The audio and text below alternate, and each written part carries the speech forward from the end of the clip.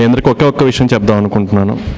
Sir deputy సీఎంగా charge తీసుకున్న తర్వాత మేమందరం జాయిన్ అయిన తర్వాత ఆయన చెప్పిన ఫస్ట్ ఇన్స్ట్రక్షన్ మాకు, ఇలా నాకు వచ్చే జీతాన్ని నా పిఠాపురంలో ఈ పిల్లలకి ఇద్దాం అనుకుంటున్నాను అని చెప్పేసి అందరినీ డైరెక్ట్గా కలిసి ఇద్దాం అనుకొని ఈ విధంగా చేశారు. అండ్ సార్ యొక్క ఒపీనియన్ ఏంటి అంటే, తనకు వచ్చే జీతాన్ని ఈ 42 మందికి ప్రతి నెల 5,000 రూపాయల చొప్పున డివైడ్ చేసి మీ ఇంటికే వచ్చి ఇచ్చే విధంగా 1వ తారీఖు ఇప్పుడు పెన్షన్ గవర్నమెంట్ ఎలా అయితే ఇస్తుందో అదేవిధంగా 1వ తారీఖు సార్ తనకు వచ్చే జీతాన్ని ప్రతి ఒక్క పిల్లవాడికి అమ్మాయికి 5,000 రూపాయలు డివైడ్ చేసి మీ ఇంటికే పంపిద్దామని చెప్పి డిసైడ్ చేశారు.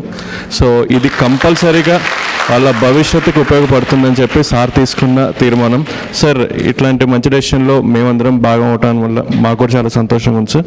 ఎలాంటి ఒక క్రైటీరియా పెట్టుకొని ఒక ప్రాతిపదిక పెట్టుకొని ఏ కమ్యూనిటీ అలాంటి ఏమీ లేకుండా అందరికీ సమానంగా చూసి అందరికీ మన దగ్గర ఎవరెవరైతే మనకు తెలుసు అంటే గవర్నమెంట్ వారి దగ్గర తల్లిదండ్రులను కోల్పోయాలని తెలుసున్న ప్రతి ఒక్కరిని ఇవాళ పిలవడం జరిగింది. అది నెంబర్ ఎంత తక్కువ ఎక్కువ అనేది కూడా ఆలోచించకుండా పిలవడం జరిగింది. సో అందుకు నా వైపు నుంచి జిల్లా అధికార యంత్రాంగం వైపు నుంచి sir I really thank you for doing this from bottom of my heart. Pithapuram నుంచి ప్రత్యేకించి వచ్చిన మీ అందరికీ పేరు పేరున హృదయపూర్వక నమస్కారాలు. పిఠాపురం నుంచి మీరందరూ నన్ను ఎంతో నమ్మకంతో గెలిపించారు. మన పిఠాపురం కావాల్సిన అభివృద్ధి పనులతో పాటు ప్రతి చిన్న సమస్య ఏది ఉన్నా కానీ మన ఇక్కడ దగ్గర పర్యవేక్షిస్తూ మన డిప్యూటీ సీఎం ఆఫీస్ దగ్గర నుంచి కానీ అక్కడ స్థానికంగా మన ఆఫీస్ దగ్గర నుంచి అన్ని పనులు చేసుకుంటూ వెళ్తున్నాం. ప్రత్యేకించి నా దృష్టికి తీసుకొచ్చారు. దాదాపు 42 మంది ఆర్ఫన్స్ ఉన్నారు, తల్లిదండ్రులు లేని వాళ్ళు, లేదంటే కూర్చోబెట్టి దాంట్లో సగం మంది కనీసం ఎవరు బాధ్యత తీసుకోవడానికి ఎవరు లేరు. దీనికి మనం ఏదైనా చేయాలని షణ్మోహన్ గారు అలాగే కృష్ణతేజ గారు నా దృష్టికి తీసుకొచ్చారు.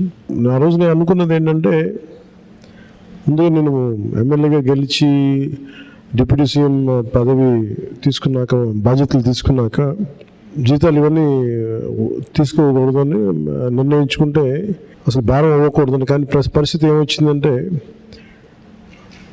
చాలా మిగతా వాళ్ళందరూ కూడా ఇబ్బంది అవుతూ ఉంది. అందువల్ల ప్రత్యేకించి నేను తీసుకొని అది ఎవరికి ఖర్చు పెట్టాలి అని అనుకుంటే, నాకు చదువుకుంటున్న మీకు, తల్లిదండ్రులు కుటుంబం ఇవన్నీ దూరమైన మీకు, అది మీ భవిష్యత్తుకి ఏదైనా ఉంటే చాలా చాలా బాగుంటుంది అనేది నాకు అనిపించింది. దాని తగ్గట్టుగా అడుగు వేసాం.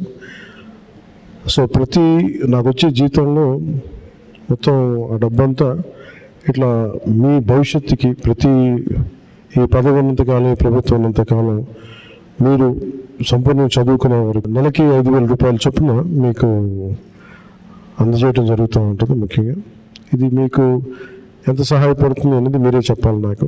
మన ఉన్నతాధికారులు అందరూ ఆలోచించారు. దీంట్లో ఎక్కడ కూడా ఒక కులం కానీ అనే దాంట్లో అన్ని కులాలు ఉన్నారు, అందరూ ఉన్నారు. ఒకరికి నేను ఒక్క కులానికి నేను అట్లా ఆ మనస్తత్వం కూడా లేదు నాకు. సో మనస్ఫూర్తి ఇంకోసారి మీ దృష్టికి తీసుకొస్తూ ప్రత్యేకించి మీ అందరికీ అంటే ఇది పని చేసి సంపాదిస్తున్న డబ్బు, ఒక ప్రభుత్వం తరపున పని చేస్తూ దాని నుంచి వచ్చిన జీతం చాలా బాధ్యతగా